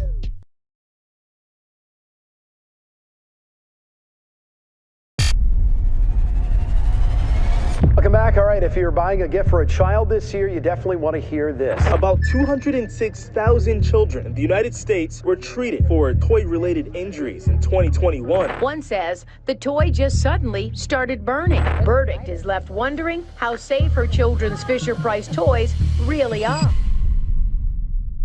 Kids' toys are a multi-billion-dollar industry, and it's no surprise because parents love seeing their kids have fun. In 2023 alone, Americans spent $28 billion on toys. But sometimes the toys meant to make kids happy end up putting them in the hospital. Every 3 minutes, one child is treated in a US emergency room for a toy-related injury. We'll rank dangerous kids' toys that got banned, starting from minor injuries to serious consequences. My name is Visual Ventura. I want to thank you guys for supporting. It means the world. The Gilbert Atomic Energy Lab. In 1950, a mysterious red box showed up in toy stores across America. Looks like a lovely little red paper suitcase with snake skin, it's not snake skin, on the outside of the box. It was a new toy, the Gilbert U-238 Atomic Energy Lab. The science kit lets kids conduct experiments, mix chemicals, and have fun while learning. There was just one problem. The science kit contained radioactive materials, the kind used in nuclear bombs. It's because it comes with 3 sources of radiation and 4 uranium ores that are also radioactive. So who thought it was a good idea to put radioactive materials in a toy? The man behind the Gilbert Atomic Energy Kit was Alfred Carlton Gilbert, a famous toy inventor. We live in an age of science. This year at Gilbert, we present the finest toy line in our history. By 1950, people were very interested in atomic energy. World War II just ended, the first atomic bomb had been dropped, and nations were scrambling to build nuclear weapons. Gilbert believed this was the perfect time for an educational toy that taught kids about atomic energy. The toy was marketed to parents as a way to direct their children toward a potential career in science and engineering. It contained a cloud chamber, an electroscope, as well as other devices and chemicals that let kids measure radioactivity. Even though Gilbert promised the toy was safe, one part of the kit was more dangerous than parents thought. The kit came with 4 small jars of real uranium. This uranium released as much radiation as UV rays from the sun. It really did emit very, very low amounts of radiation, but I probably would not encourage children to hold these samples next to their body all day long. Long-term exposure to radiation is very dangerous, and the kit contained U-238 uranium isotope, which has been linked to many serious diseases, including cancer. The instructions in the kit warn kids not to open the jars containing uranium because they tend to flake and crumble, and you would run the risk of having radioactive ores spread out in your laboratory. Luckily, this dangerous toy never caught on. At a price tag of $50, which is around $650 today, the Gilbert Atomic Kit was too expensive for most parents. And they sold poorly. And the reason for that is not because of any radioactivity concerns, but rather because it was expensive. It was $50.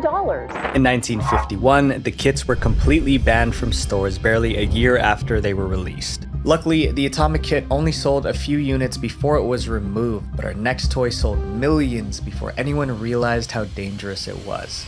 Slap bracelets. When we think of dangerous toys, we picture those with lots of moving pieces and electrical parts. However, the simplest toys are sometimes the most dangerous. We used to have these in the olden days. They were called slap bracelets. In the summer of 1990, slap bracelets were released in the US and sales went through the roof. In just 3 months, Main Street Toys sold 1 million of the bracelets for $2.50 each and had orders of 5 million more. Slap bracelets were part toy and part fashion statement. Kids were addicted to snapping the bracelet over their wrist and molding it flat again.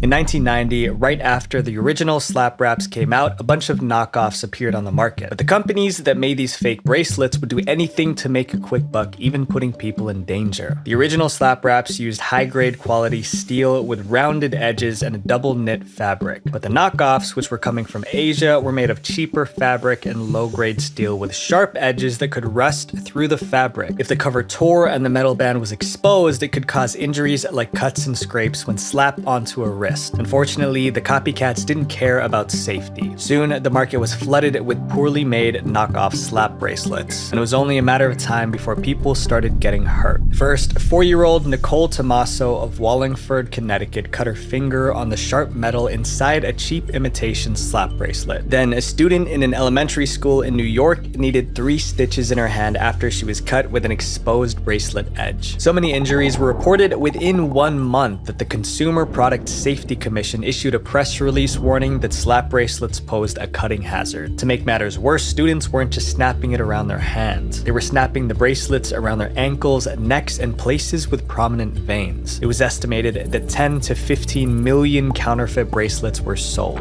No freaking There's way. no way that's a tape measure. This is insane. Are you kidding me?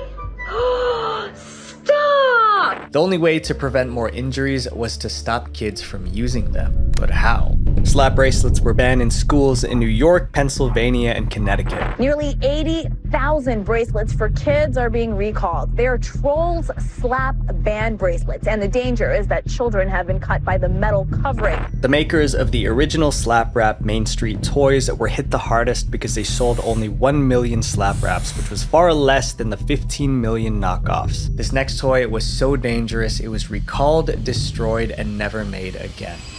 Cabbage Patch Snack Time dolls. In the early 80s, the Cabbage Patch doll was the hottest toy in America. They're each one of a kind. They're Cabbage Patch Kids. You can give them all your love. These dolls were so popular, they set every toy industry sales record for 3 years running. Riots would break out in stores when there weren't enough Cabbage Patch dolls. One desperate store manager in Pennsylvania used a baseball bat to protect himself from the mob trying to snatch up Cabbage Patch Kids dolls. Welcome to another holiday shopping season. When the doors opened at this Wilkes-Barre, Pennsylvania store, the pushing and shoving began. One woman was knocked to the floor and suffered a broken leg. Sometimes things got so chaotic that the police had to come and disperse the crowds. At its peak in 1984 and 1985, sales of the dolls exceeded $500 million annually. However, as the 80s ended, the demand for Cabbage Patch dolls fell. Everyone thought the glory days of the Cabbage Patch doll were over. Until Mattel purchased the rights to the dolls in 1994. Mattel launched a new doll called Cabbage Patch Kids Snack Time Kids. The company believed this new doll would bring back the excitement of owning a Cabbage Patch doll. Little did they know, the Cabbage Patch Snack Time doll was only going to make things worse. The Snack Time doll looked like most other Cabbage Patch dolls, but it had one huge difference. This doll could eat. My Cabbage Patch Snack Time Kid, she really loves to snack. Wow, she really chews. Eating her is so much fun. Your bananas all gone.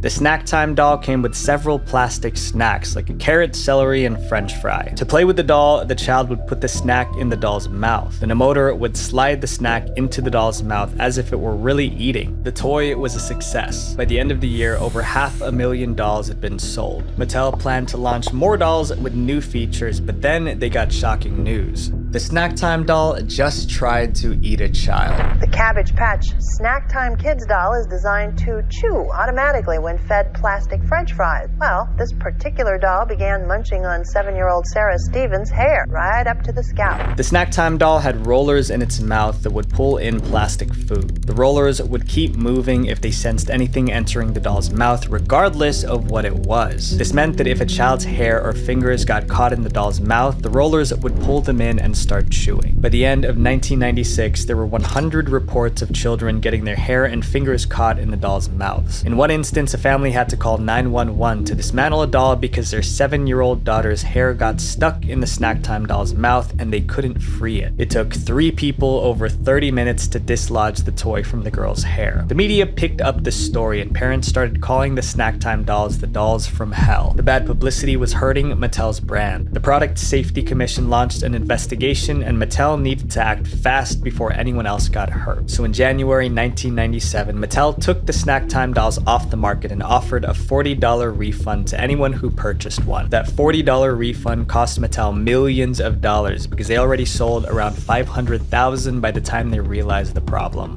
But that wasn't the only time relaunching an old toy caused trouble. This next toy's return triggered a government intervention. The Easy Bake Oven. The Easy Bake Oven was first released in 1963 by a company called Kenner Products. Easy bake, fast as you can. Mix 'em up, pour 'em in the pan. Slide 'em in, let 'em bake now. Slide 'em in, slide 'em out, easy bake, wow! Kids could bake small cakes and cookies in the miniature oven just like a grown-up. Little girls loved it so much that Kenner sold 500,000 Easy Bake ovens in the first year of production. In 1991, Hasbro, another big toy company, bought Kenner products and decided to design a new and improved version of the oven. However, Hasbro ended up creating something that sent hundreds of people to the emergency room. In 2006, a new version of the Easy Bake oven hit stores. This one was a purple and pink plastic oven with 4 burners on the top and a front-loading oven. The oven had a small opening where children would slide food in to bake. Sometimes kids would accidentally stick their fingers too far inside and get them trapped in the front opening. After the release of the new model in May 2006, Hasbro received reports of 29 children getting their fingers or hands caught in the front-loading door. 5-year-old Sophia Justice is not happy because these firefighters are trying to remove an Easy Bake oven that is stuck on her hand. But fingers getting stuck was only half the problem. The oven also had 4 metal plates which could get really hot. It's like a great little hand warmer. Ooh, and it warms up my face. Hot oven top. Do not touch. Do not try this at home. This made it easy for kids to get burned if they touched it while hot. As months passed, reports of people getting hurt by the oven increased. At this point, Hasbro should have recalled the product, but instead they offered a free repair kit to improve the oven's safety. The repair kit was a special plastic grate designed to cover the oven's front opening so kids couldn't stick their fingers inside. However, kids still lifted the flap to put their fingers in. What do you want to do with that flap?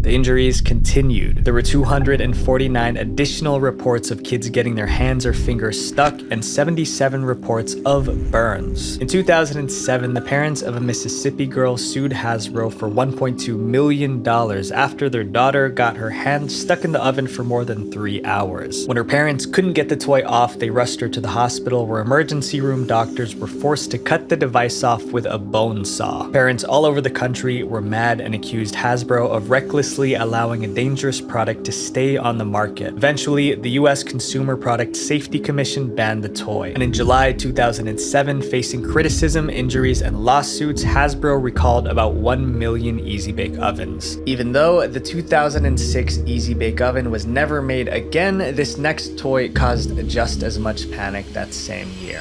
Polly Pocket. Hi, I'm Polly Pocket. You can open up your case, there's a world for you. Wow. So many fun places you'll have lots to do. Polly Pocket, Polly Pocket, Polly Pocket, so small you can take her anywhere. In 1989, Bluebird Toys introduced Polly Pocket, which were plastic cases that unfolded into doll houses. Inside were tiny dolls less than an inch tall that could stand up in different areas of the dollhouse. By 1994, Polly Pocket was one of the best-selling toys for girls between 3 and 8. And in 1995 alone, Bluebird Toys sold $139 million worth of Polly Pockets. But 2 years later, sales started to wane. Kids stopped buying them, but not all hope was lost. In 1998, Mattel bought the Polly Pocket brand and redesigned the entire Polly Pocket line. Mattel also introduced a new magnet-based clothing line to help make dressing the Polly Pocket dolls easier for children. They called it Quick Click.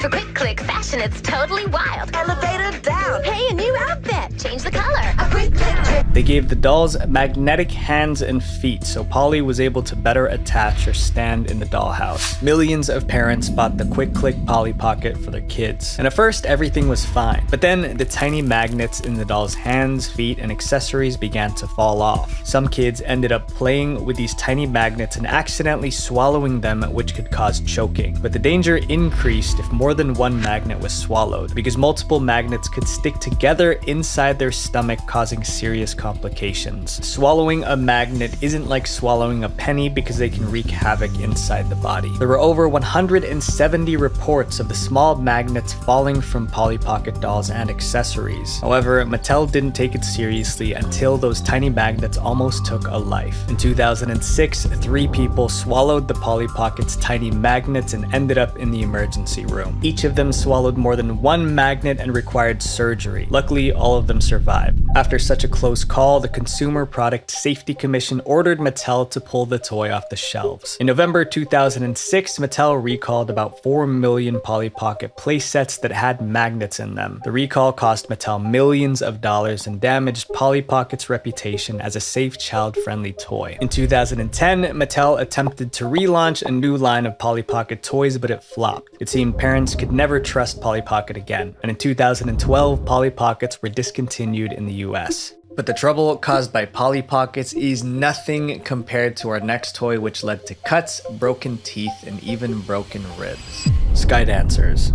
Sky Dancers were like Barbie dolls that could fly. The toy came with a pull string base and a doll with foam wings. When a child pulled the string, the doll would launch into the air, spinning its wings like a helicopter as it flew. Sky Dancers! They're flying! Fly for me, just for me, Sky Dancers dance for me.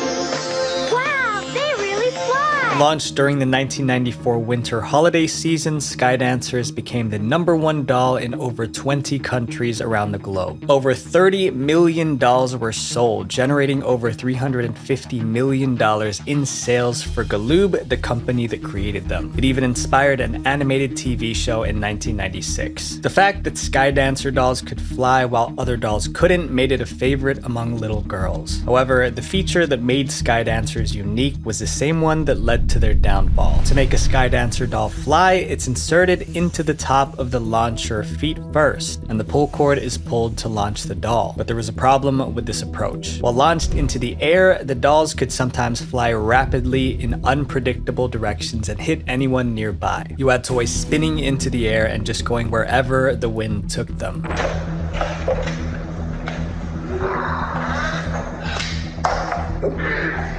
While the foam wings on the dolls provided a limited amount of safety, getting hit in the face by a flying hard plastic doll was dangerous. There were 170 reports of the dolls striking people, resulting in 150 injuries. The flying dolls were responsible for facial cuts, broken teeth, and even broken ribs. As more injuries were reported, parents began to complain about the toys, sharing their stories about how their kids got hurt. Consumer safety groups contacted the media to warn others about the dangers of the flying dolls. At some point, the US Consumer Product and Safety Commission thought enough was enough and stepped in. In June 2000, in the face of intense pressure and negative publicity, Galoob was forced to recall the Sky Dancer dolls after less than 6 years on the market. Almost 10 million dolls that sold nationwide were recalled. Galoob announced that consumers should stop using the dolls immediately and call a toll-free number to participate in the recall and get a free replacement toy. Recalling the Sky Dancer toys was a financial disaster for the company. But even after pulling the toys, Galoob's problems were still far from over. After the recall, the US Consumer Product Safety Commission slapped Galoob with a $400,000 fine for not reporting the injuries caused by the dolls early enough. At least the bruises caused by the Sky Dancer dolls could heal. Our next toy didn't just cause injuries, it caused millions of dollars in property damage.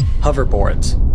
When a house catches fire, we often think that a stove or faulty wiring is to blame. But between 2015 and 2022, many house fires were started by a toy, specifically a hoverboard. A hoverboard is a self-balancing board that makes the rider feel like they're flying. Although it looks like the hoverboard is levitating, it uses 2 wheels to get around. Most Americans saw hoverboards in the movie Back to the Future 2.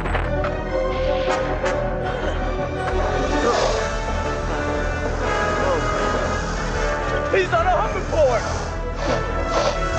Although the hoverboard in the movie was fictional, it left a lasting impression on the audience. Then in 2014, real hoverboards were invented by Shane Chen and went viral on social media. Ever since celebrities like Justin Bieber and Kendall Jenner began posting videos of themselves slaloming on hoverboards, they've been flying off the shelves. It's the must-have gift this holiday season, hoverboards. According to eBay, they're selling one every 12 seconds. As hoverboards became popular, some Chinese companies saw an opportunity to make a quick buck by creating cheap knockoffs. But these knockoffs weren't just cheap, they were also dangerous. It was a cool evening in Watton, Norfolk. Lucy and Dan Wallace were watching TV in their home, while their 8-year-old son Dylan was asleep in his room upstairs. Suddenly, Lucy and Dan heard a strange sound behind them. Describing the situation, Lucy said, "I heard the hoverboard come on and it banged against the wall in the hallway behind me twice. Lucy went to check it out. She opened the door and there was a massive amount of flames. It turns out their son's hoverboard was charging when it caught on fire. Lucy and Dan watched in horror as the first floor of their family home quickly filled with smoke. Lucy ran upstairs, grabbed their son from his bed, and then carried him back downstairs out into the garden. Meanwhile, Dan tried to get the burning hoverboard outside. The Norfolk Fire and Rescue Service quickly arrived to put the fire out, and luckily, no one was seriously hurt. But this is just one of the hundreds of stories involving malfunctioning hoverboards. It's on fire! Timothy Cade says his hover booster board burst into flame and the lithium-ion batteries shot out. From 2015, there were numerous reports of hoverboards catching on fire, mostly caused by knockoffs. Fires started in many different ways. Some hoverboards exploded while charging, others while people were riding them, and some while the hoverboard wasn't even moving. It was like a firework, like you just lit a firework. I seen sparks just flying, and before I could yell, the house is on fire, just the middle part of the board that would go in between your feet just poof and into flame. By December 2015, there were 12 incidents in the United States where the lithium-ion batteries in hoverboards reportedly caught fire, destroying bedrooms and even entire homes. But that number was rising quickly. 7 months later, in July 2016, the US Customer Product Safety Commission updated that number to at least 60 reports of hoverboard fires totaling over $2 million in property damage. It's the terrifying moment a hoverboard catches fire inside a house. In 2022, hoverboards and similar devices caught fire many times, causing 19 fatalities and sending 20 people to hospitals in 39 states. So why were these hoverboards suddenly catching fire? Experts believe that the hoverboard fires were caused by the lithium-ion batteries in the device. The liquid swimming around inside most lithium-ion batteries is highly flammable. Therefore, if the battery short circuits, the liquid electrolyte can heat up so quickly that the battery explodes. For a while, it seemed like hoverboards would become as common as bicycles. But as videos of hoverboard injuries spread on social media, many places decided to ban them. Hoverboards started disappearing in February 2016 when the US Consumer Product Safety Commission threatened to block imports of hoverboards that don't meet safety standards. A few months later, the commission followed through on that threat, recalling 500,000 hoverboards in the United States. Some cities also banned hoverboards. Back. Even if your scooter is working perfectly well, you can't ride these things everywhere. In New York City, it's illegal to ride them on the sidewalks and the streets. The US airline industry followed suit. Many airlines have banned hoverboards on flights. Amazon suspended hoverboard sales and demanded vendors to provide documents proving the devices meet safety requirements. The next story is about the disasters that happened when a food company decided to enter the toy business. Burger King Pokeballs. In 1999, millions of kids were excited about the release of a new film, Pokemon: The First Movie. Training is over. Kids WB presents Pokemon: The First Movie. It was a fantasy adventure film based on the widely successful Pokemon games. To boost excitement for the movie, Pokemon teamed up with Burger King for a special promotion, but it would end in catastrophe. This is how the Burger King Pokeball promotion worked. When customers bought a Burger King kids meal, they would find a plastic Pokeball inside the box. The Pokeballs could be opened by pulling the two halves apart, and inside it was a small Pokemon toy. Now inside every Burger King Big Kids meal you buy, your kids not only get more of the great tasting food they love, they get Pokemon toys and limited edition trading cards from Pokemon: The First Movie. Burger King offered a set of 59 toys which were inside these round containers. Now these are the balls that we're talking about. Some 25 million of them were given out with kids meals. They were either red and white or hot pink, and when you open them up like this, inside is a Pokemon toy. However, a problem was looming. Pokeballs could be opened by pulling apart their halves to reveal a toy, but the halves were big enough to cover a child's nose and mouth. Either half of the Pokeball can get stuck on a child's face, making it difficult to breathe. Once you put them up to your mouth and you suck on them, like kind of like sticks to your mouth and then you can't get any air and then you pass away. In December 1999, a girl met a tragic end when one half of a Pokeball covered her nose and mouth. 2 days after this incident, the U.S. Consumer Product Safety Commission asked Burger King to recall the balls, but Burger King refused. They stated that they were afraid to create anxiety for parents as it was too soon to confirm whether the ball was responsible for the tragic accident. Burger King said that they were waiting for autopsy results to clarify what actually happened. While Burger King was stalling, the balls were still in circulation. Before long, another incident in Kansas would prove just how dangerous the balls were. On December 23rd, it happened again. A girl playing with the ball had a ball half stuck over her face. However, the girl's father was able to pull the ball half from her face before she was injured. That was it. Burger King agreed to recall the balls and ordered their stores to stop distributing them. On December 27th, Burger King issued a press statement announcing the recall. They also released a PSA telling its customers to throw the ball away or return it in exchange for free French fries. Posters were distributed to over 8,000 restaurants. Burger King and the U.S. Consumer Product Safety Commission want you to know about the voluntary recall of this Pokemon Pokeball. Children could keep the toy that was inside the Pokeball, but they had to return the ball itself. Throw the ball away or return it to Burger King. Hasbro Javelin Darts. Hasbro Javelin Darts, also known as lawn darts or jarts, was a popular game in the 70s and 80s. The game involved kids throwing darts at a plastic ring on the ground. If a dart lands inside the ring, the player scores a point.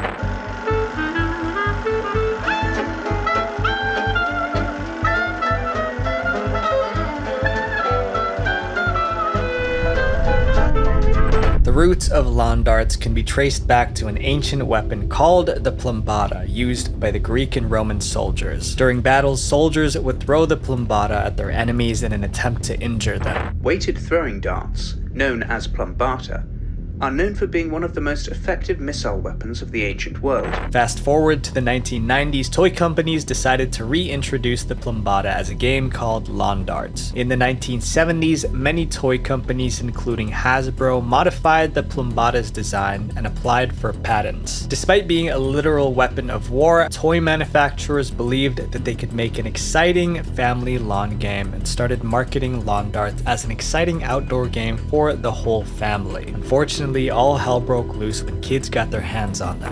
And let me see if you can hear this. Okay. How can they consider this a toy?